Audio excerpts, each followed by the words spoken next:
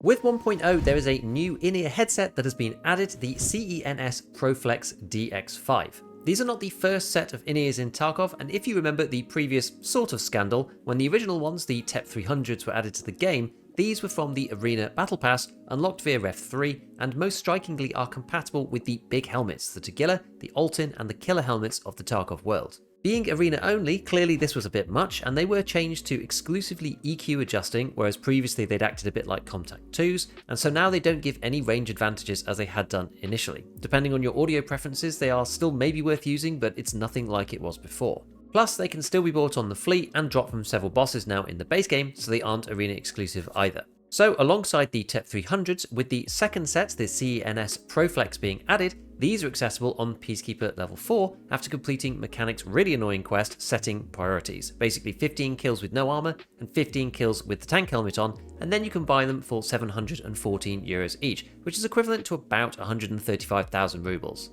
Do not fear though, because if you do want to buy some, you can get them from the fleet as well for the CNSs, although they are pretty expensive at about 250k plus.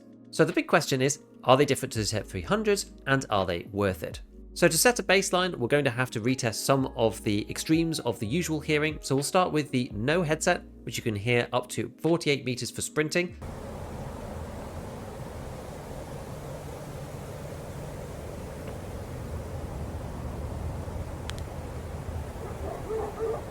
All the tests today we did just with sprinting, so we can get an idea of the different ranges, because these things usually just scale between the different movement types. On the other end of the spectrum, we have the Contact 6s. These can hear you running all the way up to 67 meters, which is consistent with the previous tests that we've run for this wipe in 1.0.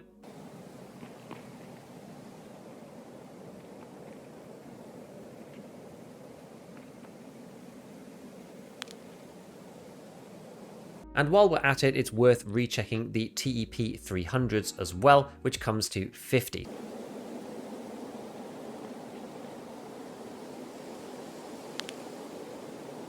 So that one is very slightly better than not moving at all, but this is probably because it reduces the ambient a little bit, changes the EQ somewhat, so you can hear very, very slightly further. Although it's, for all intents and purposes, it's basically the same as not wearing a headset. Now we want to swap to the CENS Prolex DX5, and if we just wear those on their own, this allows you to hear up to 57 meters instead.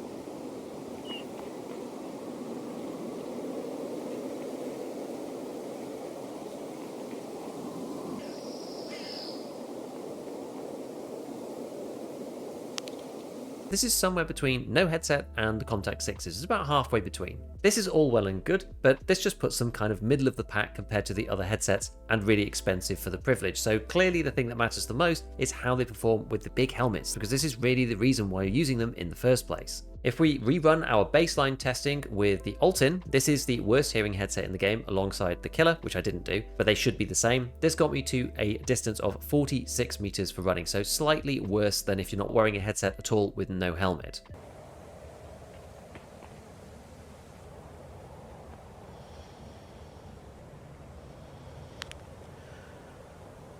The Tagilla helmet came out to 47.5, so a little bit better, but kind of within the same bounds. I would put that in the same category as no headset.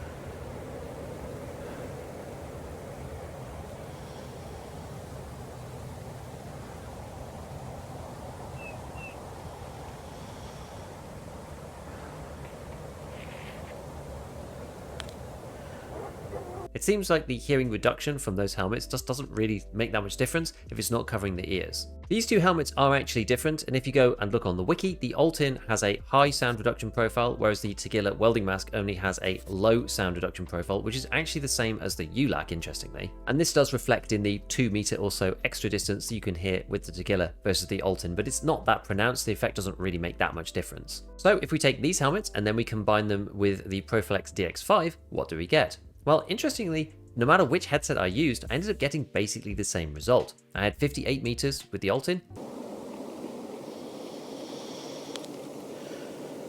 59 with the Tagilla,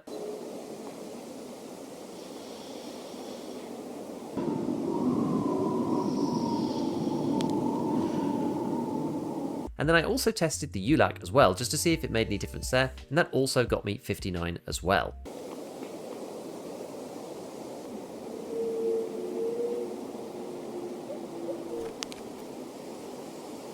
I would say this testing is probably accurate to around 1 or 2 meters, so take it with a pinch of salt that the Altin is slightly below the other two. For all intents and purposes, it's pretty much the same. But what this does mean though, is that you can run a big helmet like the Tequila helmet, the Altin, or the Killer helmet, and hit nearly at 60 meters, which would put us on the lower end of the regular headsets. Usually we have Contact 6s at the top, as we saw earlier at 67, and the worst of the regular headsets is something like either the Razer or the Contact 2s, which come out somewhere about 59 or 60 meters. So it's a little bit like wearing the Razer or Contact 2s, whilst being able to wear a Class 5 full face visor or full face helmet.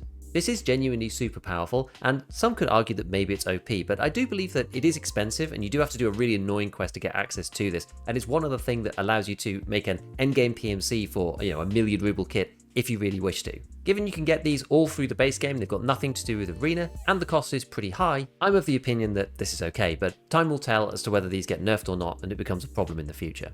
So if you didn't see my sound guide for 1.0, then go and check that out now, because it has a lot more details on top of all of the stuff that we've just talked about today. Otherwise, as usual, big shout out to all my patrons, and as always, have fun in your raids.